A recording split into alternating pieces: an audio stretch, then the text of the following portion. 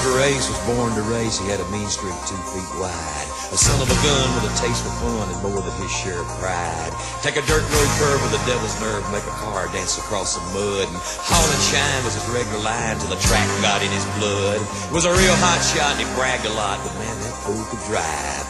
Cause he loved the feel of the steering wheel and the girls with the bedroom eyes. And in a racing tide or a barroom fight, old Stroker stole the show. A backstretch blazer, a real hellraiser, and a racetrack Romeo. Mama, lock your daughters up, that wild bunch is back in town. And them little girls get frisky when they hear that race car sound. They're bringing out the yellow flag, somebody's brakes have failed. There's oil slick on the inside and a wreck along the rail. You better stand on it, Stroker, cause a bandit's on your tail.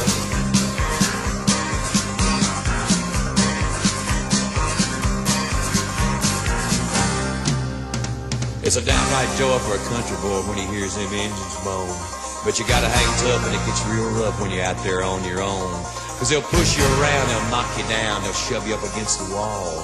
And you always know when the engine blows that a man can't win them all. You could push that car just a little too far any Sunday afternoon.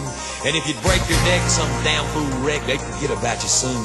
But old Stroker Ace was born to race and it's worth all the trying. Just to drink champagne in the victory lane and to hear that concrete whine. Stroker, get your dander up, this ain't no time to lag.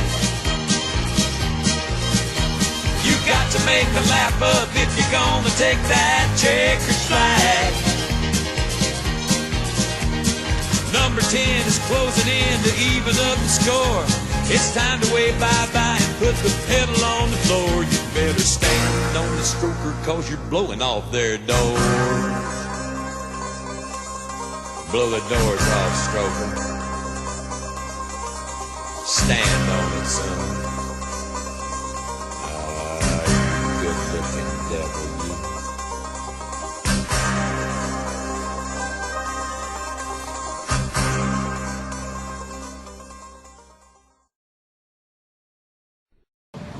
Asphalt's for getting there, dirt's for racing.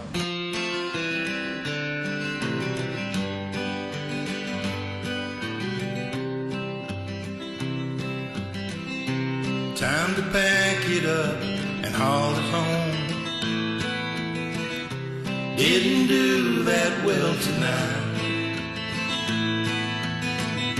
A few more scratches and some aching in these bones. That's alright.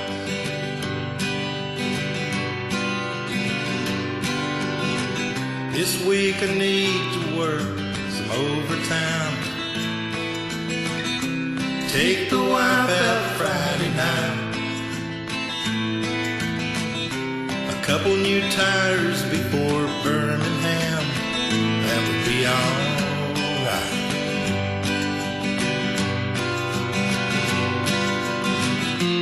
You can say I've been going in circles. Not many right turns in my life. Never catching up to the dust I left behind. But that's alright. That's alright. It's dirt track life. I smelled like gas since I was 17. Under the hood most every night. I spend more money than I could ever win, but that's alright.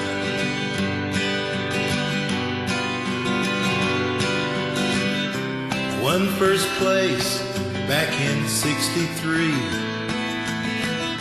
It was the best day of my life. One more best day before I kiss the ground would be alright. Yeah, it'd be alright. You can say I've been going in circles. Not many right turns in my life. Never catching up to the dust I left behind. that's alright. That's alright. It's a dirt track life.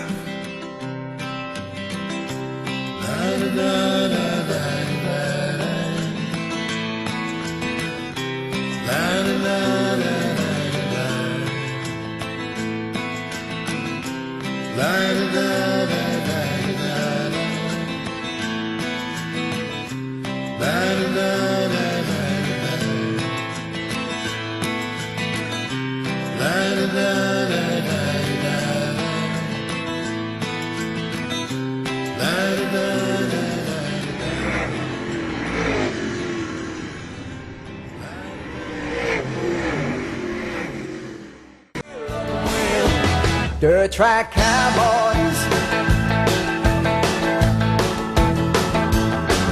there ain't nothing like a big angry field, tearing down a back straight, wheel to wheel. He's got a big V8 underneath that hood. When the lights go green, Russia's gonna scream. The wildest boys have seen their dirt track cowboys, dirt track cowboys, mud-slinging outlaws. This ain't no Hollywood Star Wars, it's the real deal of the real dirt track cowboys. Gary Rush, the living legend of sprint car racing, fires his 700 horsepower six-shooter down the back straight, pushes Howard started in a Holden, but worked his way through to drive the Burko Holden, and was very successful in that car. And we're just looking at some photos now of that car. It was a very famous car, and which he won most of his 100 lap races, and also went around Australia with the best drivers in Australia, and they chasing the Australian title, which was narrowly won by Johnny Stewart. I'm looking at some of these now. That's the 100 lap race, one which he won. He's just changing a tyre there. And there was Howard with Johnny Stewart, and Howard with Gary Rush. There's Howard and Ted Dark, and the Burko Holden at Westmead.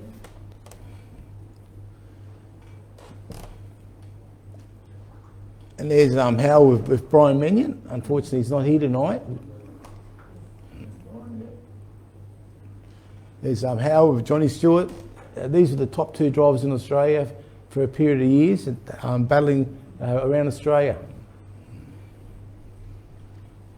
There's Stewie up front there.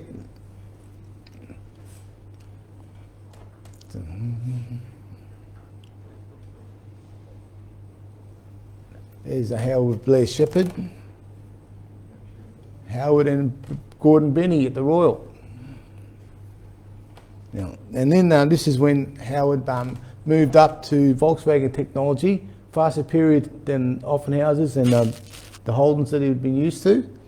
And it was at about the time of 1978 that he decided to apply his trade over in the United States of America. So in May of 1978, he loaded his car on a Qantas aircraft and shipped it to San Francisco.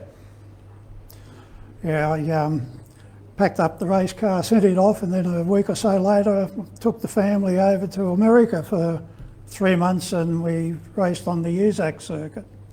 We went to a lot of different race tracks that we'd never even seen out here, and had a fairly successful sort of a tour and learned a hell of a lot.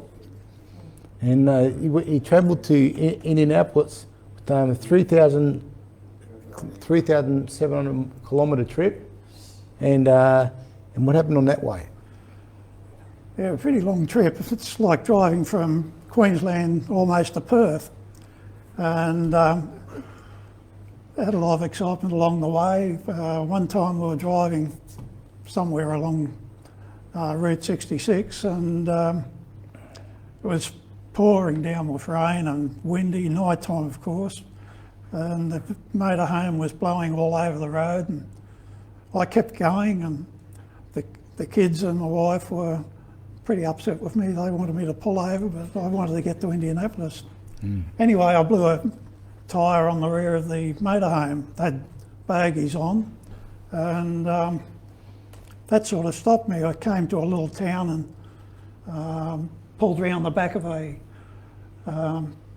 building, which gave us a bit of windbreak for the night. The next morning I bounced out of bed, drove up to a tyre place to get the puncture repaired, and the guy at the tyre shop said, "Gee, that was a pretty good tornado we had last night." He said the eye of it was only just up the road and I was driving into it. So your former engine preparer, John Egan from Burco, also travelled over there, and you met up with Hedley McGee. Yeah, Johnny Egan came over to give me a bit of a hand. Johnny Egan was the guru engine man in Burco and Canberra, who used to look after all the hot motors. And John flew over there, and he met up with Hedley McGee before I arrived. And they had to go down to USAC to register. And as John's filling the appropriate forms out, it had all the different sections like chief engineer and mechanic and so forth. And Hedley said, "Oh, look, go for that one. Chief mechanic, they love that sort of thing here." And John turned around to him and said, "Oh, I think I'll go for a mechanic. The crew chief is $100 and the mechanic is $20. So a week later you did a 3-hour drive to Columbus, Ohio, to Columbus Motor Speedway, which was a third of a mile pavement track. Drivers you competed with were Carruthers and Vogler, Sleepy Trip, and There was a whole heap of drivers, like all the regulars were there. And we went to this racetrack, my first USAC race in America, and went out for qualifying, and I was under the track record. When everyone had finished qualifying, I was 7th quickest. There was 6 other cars in front of me were also under the track record. On that particular meeting, I started round 7 or 8 in the field for the feature race, a 30-lap feature race. And on the first lap, I dived to the bottom and passed 2 or 3 cars. And I'm looking pretty good and coming onto the main straight. The witch's hat's still out in front of me. So I had to jump on the brakes and from hero to zero in less than a half of the straight. As the race progressed, I ended up getting lapped, and I finished about 13th in the race. And Mel Kenyon came over to me after the race. He said, "Oh, you moved over when you got the blue flag?" I said, "Yeah, well, that's what we do back home." He said, "Not here, you don't. You just keep racing." So the next race was at Lakeside Speedway, and that was a 7-hour trip on a 4/10 of a mile dirt track. Yeah, we got to Kansas City where Lakeside Raceway was. We're there early in the afternoon and walking down the street with Johnny Egan, and we walked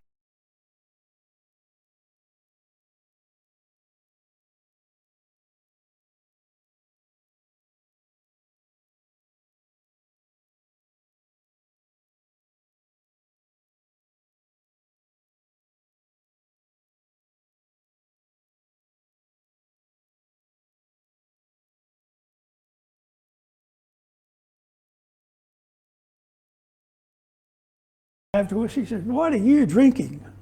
I showed him. It's Australian beer. He said, "Oh, God damn, I thought it was Castrol oil, Valvoline oil because it looks the same." Then they wanted to drink all our beer. At that particular racetrack, before the meeting started, I went for a walk around dirt track, and down the back straight was a steel line fence about 4 foot high. And I thought, what's over there? So I jumped up and had a look over, a 20-foot drop down into a car park down below. Now, apparently there was a few cars over the years have jumped over the fence and ended up down there. So, yeah. So at that speedway, you qualified quite well, and you also finished third in your heat. You qualified ahead of Mel Kenyon and Bobby Olivero, and in the feature race you missed out, but still finished 10th, not too bad on the first attempt. But, next time you were invited to Mel Kenyon's motorhome. Well, actually I had the motorhome, and we were just camping in caravan parks. And Mel Kenyon said to me, well, look, come and bunk up at our place. You can park your motorhome out the front, and you can bring your car in and work there. But I felt a bit uncomfortable about that. So another guy by the name of Jeff Hayward, he had a house down in Indianapolis, and Jeff was a bit of a party animal, and he said, oh, come down to my place. I live there by myself, and there's a garage out the back, and park your motorhome out the back, which was pretty good, and that's where we stayed. The only thing is, Jeff used to like to party every night, and guys would come around from everywhere. One night we had Marty Robbins, the singer. He came along and played a couple of tunes on his old guitar, and it was a big night. So, Now, tell us about when Sleepy took you to Firestone. yeah, Trippy took me down to the Firestone factory and introduced me to all the guys. He said, now this is where you've got to come and get your tyres. He said, and I'll show you the ones to get. And he took me over, he said, now you've got to come over here and you get these ones. I said, oh yeah, why is that? He said, these are what they class as seconds, and they're quite a lot cheaper than the real McCoys. And I said, why are they seconds? He said, when they print Firestone on the side of them, if it's not square on the side of the tyre, they're classed as a second. And they're about $15 cheaper than the new tyre and also the Goodyears at the time. So that's what we were using. And next stop was Indianapolis Raceway Park. It was a 5/8 of a mile asphalt track with speeds of 100 miles per hour down the straights. How'd that go? Well, down the straights you're doing about 160. It was, Okay. through the turns you're backing off to about 100. Well, Backing they off were, to I was 100. probably doing about 80. After hot laps, Johnny Egan says, come for a walk. And he walks down towards turn 1, and he stops and he says, right, this is where you're backing off. Oh yeah? He said, come for another walk. So he goes a bit further, about another 500 metres I reckon. He said, this is where everyone else is backing off. The speeds were really fast, and my car felt really spooky, like you get into the turn that's sort of on tippy toes. And I didn't qualify at that race meeting. In fact, Lonnie Carruthers was first reserve, and he was having trouble with his car, so I gave my hand to get it out there because I didn't want to race there. I just wasn't comfortable. So I sat that one out. We went up to Springfield, Illinois, which is a couple of hours drive from Indianapolis, and that was a quarter mile, very high bank racetrack. And that's not far from where Bob Tattersall lived, and his home track. And the track was really high bank. You come off turn 4, and when you're up the top, you're looking over the safety fence. So I imagine there would have been cars jumping over there occasionally too. Fast racetrack, and first night I went there, it was so rough in the heats. my engine stopped. So I wheeled it to the infield, turned the ignition off, switched, turned off, the vibration turned the tap off. It was that rough. Yeah, I think I finished about 18th in that race. It was a good experience. The next time I went back there, the track was really good. And I had a really good race with one of the guys where he was running up the top and I was running down the bottom. The top, so I ran the bottom. His name is Weeks. Yeah, Weeks. Jerry. And I eventually got past him, and then the yellow came. I had to go back behind him again, and I ended up finishing behind him. Jerry Weeks was a very makes oil tanks and anything at all. He was a pretty good driver too. So you've got to realise that this time, Rich Vogler and Mel Kenyon, they were the top blokes at the top of their game, and Howard was racing against these guys. And so you spent some time with Howard Lynn. He's a famous car owner.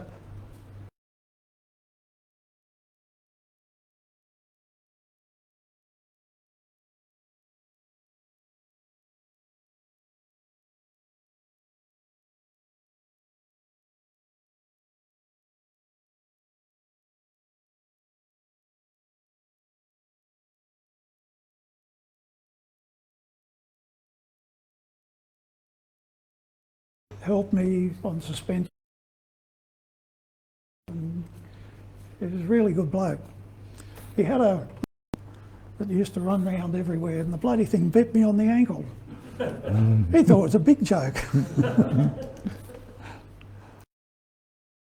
Hales Corner at Wisconsin, I won one of my heat races there, and on the same night, Stan Fox had a really big crash, ended up out in the car park, right over the fences and the whole 9 yards into the car park, came back, got another car and ran in the feature race. And next time you went to Angola, Indiana, which is a half mile track that was for 40 lapper, but Johnny Parsons Jr. won it. You might, guys who from the 1970s might remember Johnny Parsons Jr. came to Australia one time. And also, second one was Bob Wenty. All guys who were still racing at the top of their game at that time. But, next it was Reading, Pasadena. Oh yeah, we went over to Reading, Pennsylvania. I didn't take my car because it was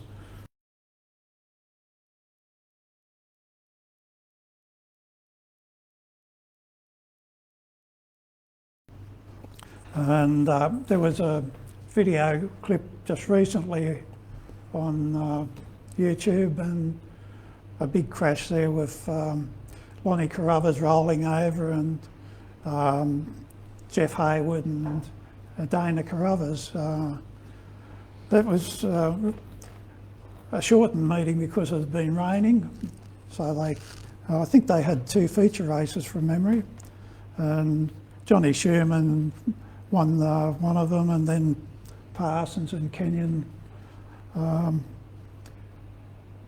Pretty good show. I only wish I had my car there because the track looked fairly racy. Anyway, it was a long drive home that night, nine and a half hours or something. And next time you raced was at Santa Fe Park, Illinois, which is had a inside a quarter mile track inside a half mile clay.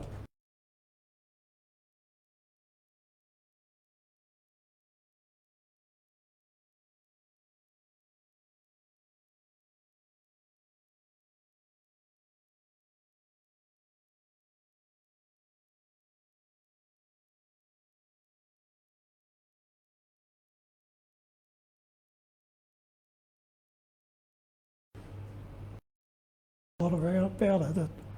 From memory, it was a paved track too.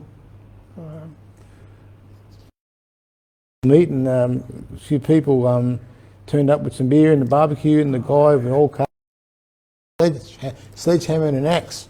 What happened there? After the racing, gated down the back of the pits there, and someone had brought an old car along with them. And after a few beers, a guy comes out for a big axe and breaks every window and piece of glass in the car. Then they attacked the roof, all the pillars and everything, chopped the roof off. And I didn't hang around, I ended up driving back home, quite a long drive. And they told me that the car was totaled when they finished playing around a few more beers, and everyone would have a go. There was someone else had a sledgehammer, and they got right into this thing and attacked it. So they party on pretty good over there too.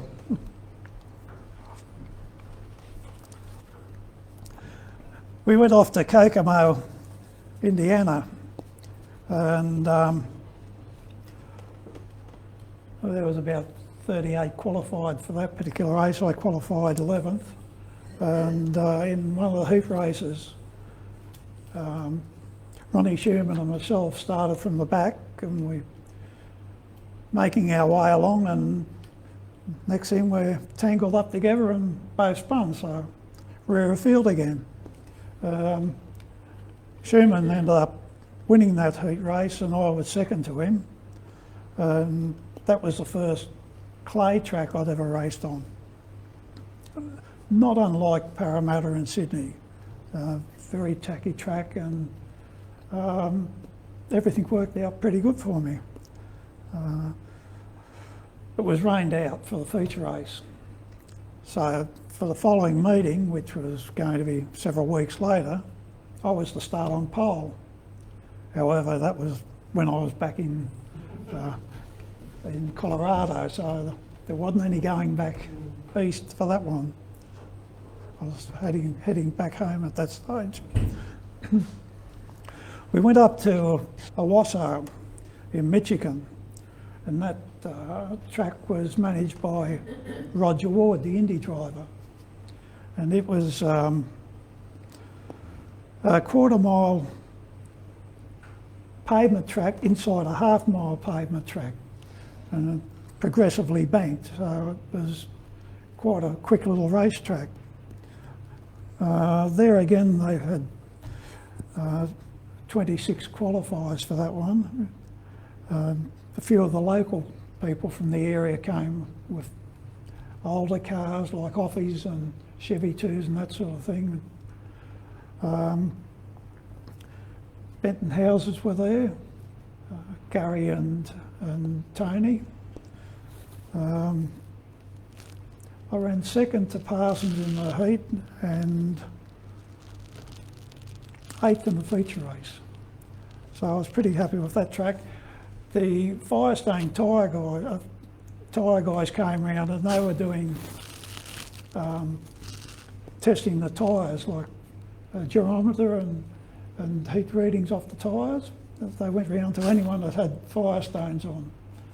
I had Goodyears on the front and Firestone on the back. They didn't want to look at the Goodyears, which you can understand why. So next time you're at Indianapolis Speedrome, another speedway in Indiana, lots of speedways in Indiana, and that was a 1/5 mile paved flat track. How'd you go with that one? Yeah, that little racetrack, it's tiny, and there's no grass, it's just pavement all the way across, and they have a white line for the pole line. And I had no idea what gear ratio to run there, none whatsoever. So I went and saw an ex-Aussie, Bill Humphreys. I thought, oh, he's a local, he races there all the time, and went over and said, hey Bill, what gearing do you run here? And he told me. Oh, okay. Then I had to find a gear set that he told me. So someone lent me a set, put it in, went out and from a heat, and it was like running around in first gear. It was so low. I ended up running second to Trippy in the race, but he set me up big time. It was about 4 sets too low. I chased around and found some others for the feature race, and I'm not sure where I finished in that race, but You were smoking your engine at the end, but you still finished in front of Bettenhausen and Ronnie Schumann. It's not too bad. yeah, it was a 40 lapper. I came 16th in that. The engine was. And in the meantime, Jerry Knuckles and Robin Miller had a big one.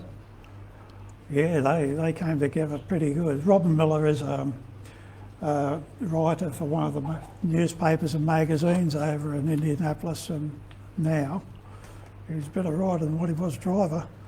But, they had a big coming together and did a lot of damage. It's lucky that no one got hurt in that one. Then we went to Winchester, Indiana. That is a 37-degree bank track, half mile, pavement, and super fast. When we got there, everyone pits on the infield, and I drove my motor home round. I thought, I'll just drive around. I was about mid-track when I came out of the pit onto the main straight, and started to go into the corner. The motorhome started to lean over, down to the pole line real quick. It was really steep. Went out for hot laps, and scooting down the straight, and I thought, geez, where in the world do you back off here? Like, it's just, got no idea. You're going down there, and I thought, oh, I'll just shut down a bit here. As soon as I did that, shoo, either side of me. You don't back off there. We went out for qualifying, and we were going pretty good, but the car started to get a little snakish. There was oil leaking from the rocker covers. It was building up in the rocker cover and dripping out, and it was hitting the right rear tyre. So when I came in, the officials were right onto me because someone else had hit the oil too and went round. So we had to fix that up pretty good. Had to go out, start the car up, bring it back in, let the officials check it for running the engine for about 5 minutes to make sure there's no leaks. And then they sent me out to do a few laps, come back in, nice and dry. Okay, you can run. Went out for the heat. I had to start rear field, and started to go good. Made move, past a few cars and settling in quite good. I was getting the feel of the track, and then I could feel it just starting to move in the back end again, pull out. I didn't turn up for the feature race. It was just too dangerous. There was too much oil getting into the right-hand side of the engine that wasn't getting back into the crankcase. So Billy Casella won there. Dana Carter was second, and Tommy Bigelow was third. The track was so steep when you were going down the straight.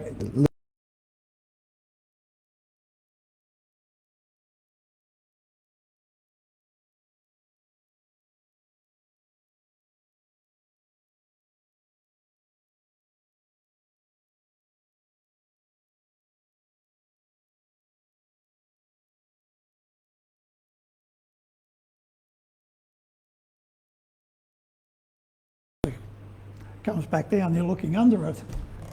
Yeah, it was a pretty experience, quite an experience, that racetrack. You're going pretty fast at the time too. Oh yeah, you're doing 170k down the straight.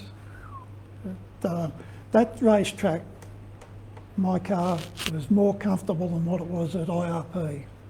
At IRP, it was so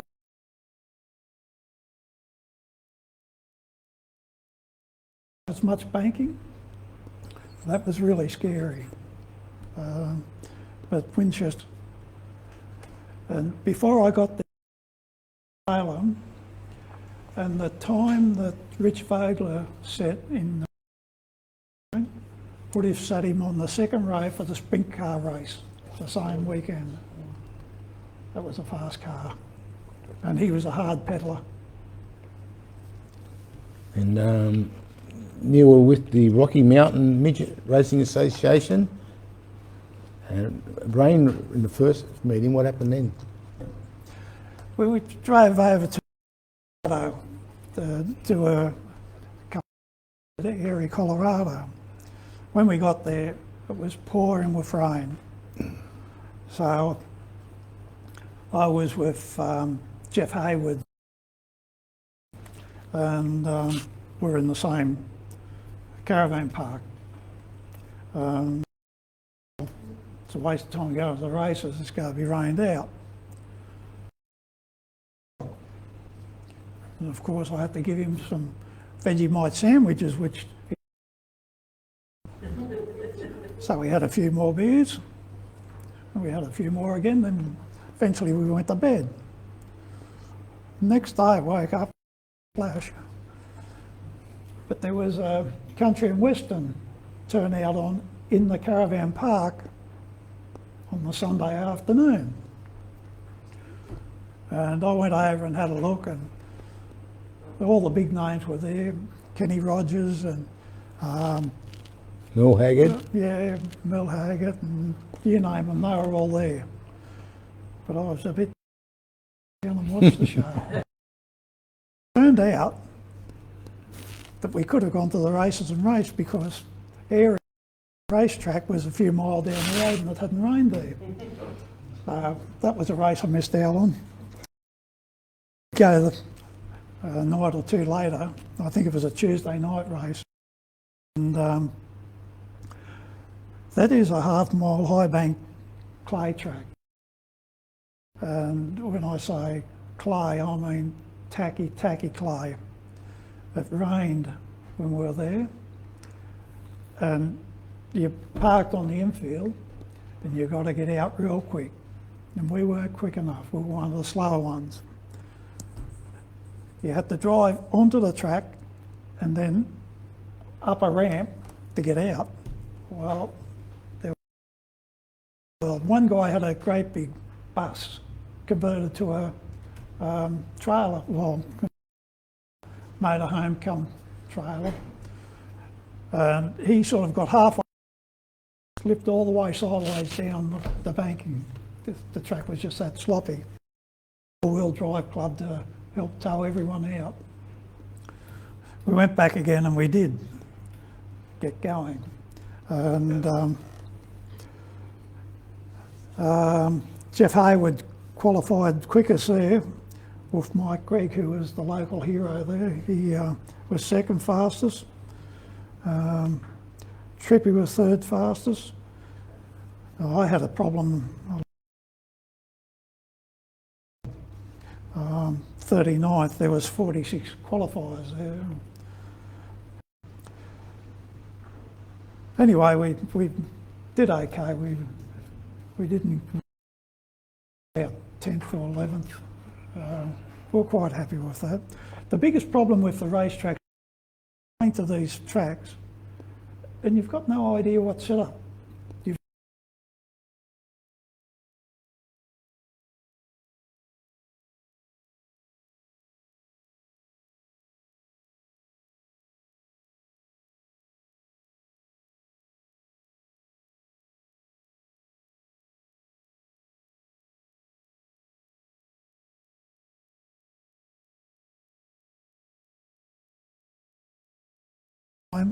Anyone had ever come up to put the gearing in. Usually before that, you'd ask them, what gearing do you run here? Oh, well, it'd be different with your engine because we run different cams and we do this and we do that. And, yeah, right. I thought that was pretty good. This particular racetrack was a quarter-mile track. Around the top of the safety fence, they had a system going in to squirt the water on the track from the top. And they graded the track with a D9. and it wasn't a bad little racetrack. But there again, when we went back to the tracks a second time, I had a better idea of gearing and shock absorbers and tyre staggers. It was much better the second time. But,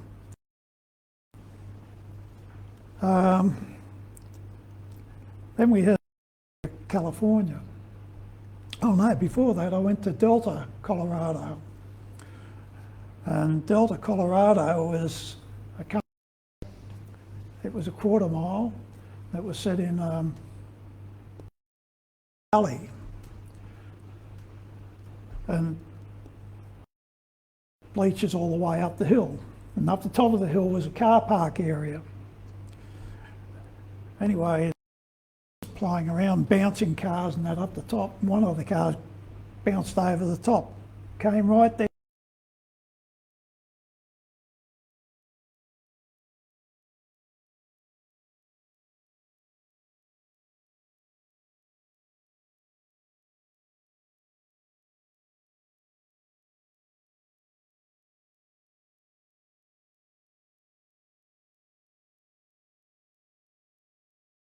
What do you think about this racetrack? It's a bit dangerous, these cars coming down and everything. They said, we'll have a vote on who wants to run here. So because I had fast me, well, I had fast time, I wouldn't go give that a miss. So yeah, we're running. Anyway, the consensus was I would run. And I ran pretty good in the heat, fourth, I remember exactly. Then in the feature race, it was a lap feature race, and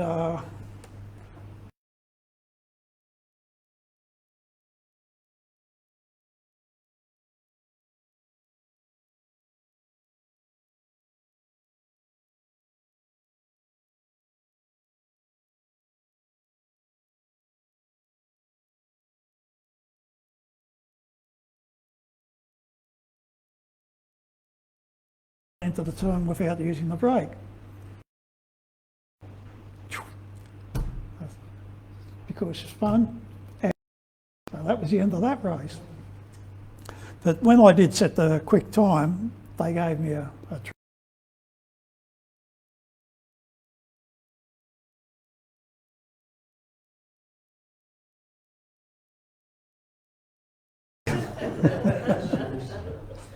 So the next time you were racing at a track called Park in Gardenia, California. Yeah, Ascot Park was a half-mile dirt track with a quarter mile on the inside, and it had a lake or pool in the centre. A really nice racetrack.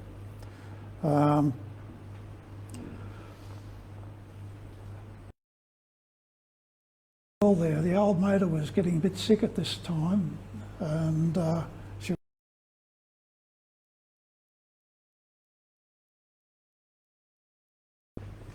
oh, that's right, this racetrack was run what you bring. So 3.5 litre engines in them, big 12-inch rear wheels where the USAC had to run 8-inch. And when I say 8-inch, USAC had a special tool with a handle on it, and they used to push it down either side of the tyre. So if you had a bigger tyre, the tool would rip a hole in the tyre, and they just whacked it on hard, like there was no messing around. That was USAC. But this was an open meeting and you could run. And in the feature, I can't remember, they were all around 30, 40. I was having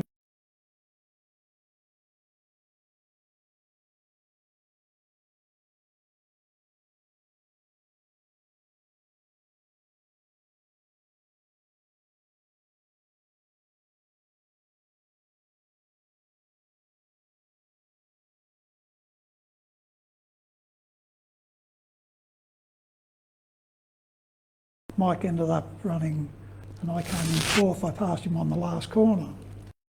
Wasn't real happy about. So, racetrack up in Santa Maria. It was a quarter-mile racetrack. And I went out. No, it was a third of a mile.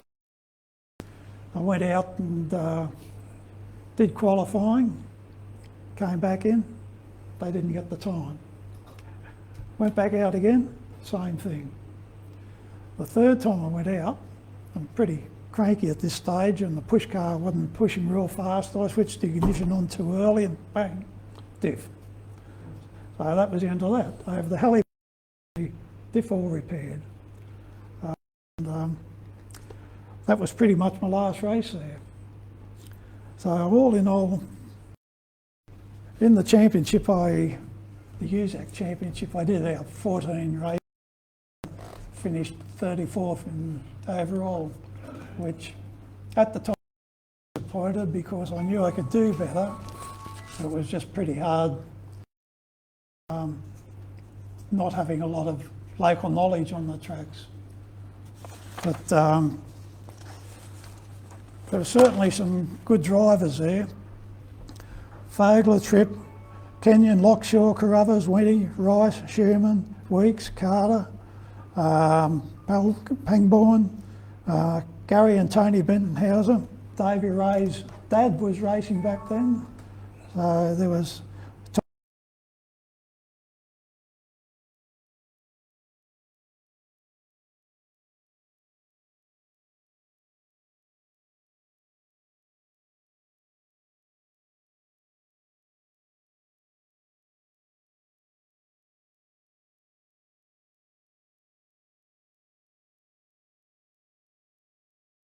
bits.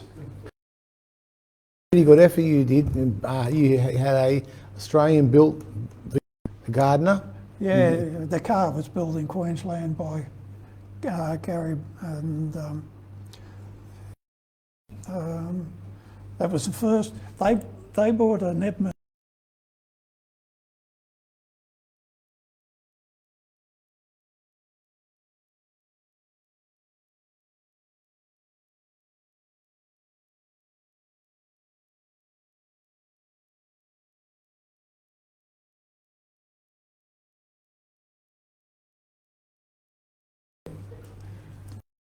So you took it over to America, and they were all in VWs, the whole lot of them, basically?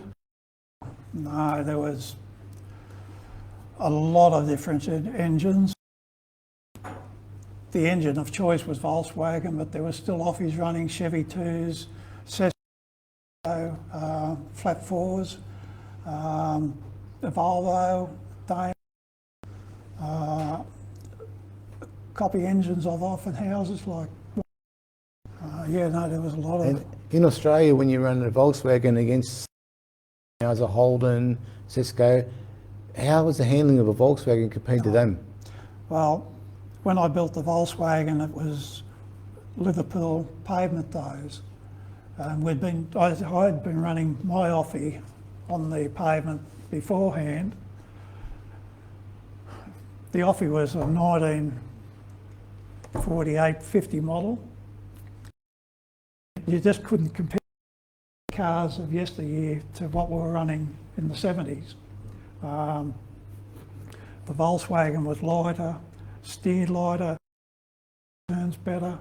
There was just no comparison. And you could brake a lot later into the corner. Later. Brakes worked in it too, not like the old cars. Yeah, no. It was pepper changed speedway racing cars. Like up until then we were running 50 model cars, 60 model cars, and they were just antiques. Whereas when the pavement came in, even the sedan cars, they got better cars, like instead of the old junkers and that, they started to build the Grand Nationals and really good looking things, and they started to pick up. And your time in America driving pavement, did you learn anything as a driver? You do. I was racing over there. We used the same car for all the different tracks. Today, they have a pavement car and they have a dirt car. Not that USAC do any pavement racing anymore, but other associations do. And yeah, it's hard to explain the differences. Well, when you came back to Australia, you did very well. For example, at Claremont Speedway, you come second to Ron Wanless in the Australian Championship. Did you use some of the skills that you learned overseas? There's just things you pick up along the way and you do it. Or set up, things like that? Yeah, you just do it automatically. It's not something you say, all right, this a dirt track, I've got to do it here, this way. You might change your chassis setup, but your driving styles are it's second nature. Has anybody got any questions you'd like to ask Howard? Of all the tracks that you went to, like in Australia and overseas, what were your favourite tracks and why? Sydney Showground. There was more atmosphere in Sydney Showground than all the American tracks put together, for sure. Winchester was an exciting track. Kokomo was a good track. But Sydney Showground, different eras, different cars. The racing was tough. You didn't have roll bars or roll cages back in those days. It had the atmosphere. I think it was because the Sydney Showground was an enclosed ground with people all around. Most of the American tracks, they have a grandstand down one side and the rest of it is open patio. Yeah. Just doesn't have the same atmosphere. No, it doesn't. No, the tracks are good to drive on, but it's just a completely different feeling. And you raced on a lot of asphalt tracks. Now, the midgets don't do that so much. No, it's a shame because the asphalt racing was really good. I lived in Canberra in those days and I had a 3-hour drive to the races every Saturday night. And I didn't have to wash the car when I got home, which was pretty good. What about Chilliwack? Ever go to Chilliwack? No, I haven't been there. Oh, I haven't done it. Yeah, well it's a different class of type of racing too. It's an open slaver sort of event. Apparently that Chilliwack at the end of the season, and they had to sell all their race cars. So. Yeah, well, January is sort of coming into their season and they put a lot of work into those cars and they work all through the end from the finish of their season to the beginning of the next season to get them ready for the Chili Bowl. And there's a lot of guys that only go to the Chili Bowl and do no other races. People don't know. Chili going is opposing building. Yeah, Chili Bowl's an indoor event. I'm not sure of the size of the track. I think it's about a quarter mile indoors and very good racing there. You won a 100-lap race at the Aircar, is that right? Yes. And what was that like? Oh, winning any race is good. The Aircar's a track. Did it take any particular skill? The long distance races, I've always said that you've got to be reasonably fit and you've got to have good breathing. You've got to get the air into your lungs to keep your mind fresh. And the exhibition ground's a quarter mile track where Sydney Showground was a third of a mile track. But you're working as hard on the quarter mile as what you are a third of a mile. The speeds are bigger down in Sydney on the Sydney Showground than what they were up here. But it's still relevant. You've still got to be fit. And I've always said you've got to keep your lungs full. It was nearly like a fall off though, wasn't it, after 100 100 laps. And then nowadays, the young fellas got full containment seats and they've got Yeah. a pad there and they can Must- rest their head on it, you know, as they go around. But geez, 100 laps. The first 100 lapper I did in Sydney, I near threw it away in the latter stages because I was so exhausted. And after that, I'd go down to St George Leagues Club every week and start working out. And the next year I was a lot fitter, just because of the training and everything. But what you're saying is right, like the old head starts to fall off and your concentration, you're tired and you get it crossed up into a turn and whoops, straighten it out. Yeah, I almost threw that one away. Well, we'd like to thank you for coming tonight, Howard. We've enjoyed your interesting talk. Oh, it's more wishes. And thank you very much.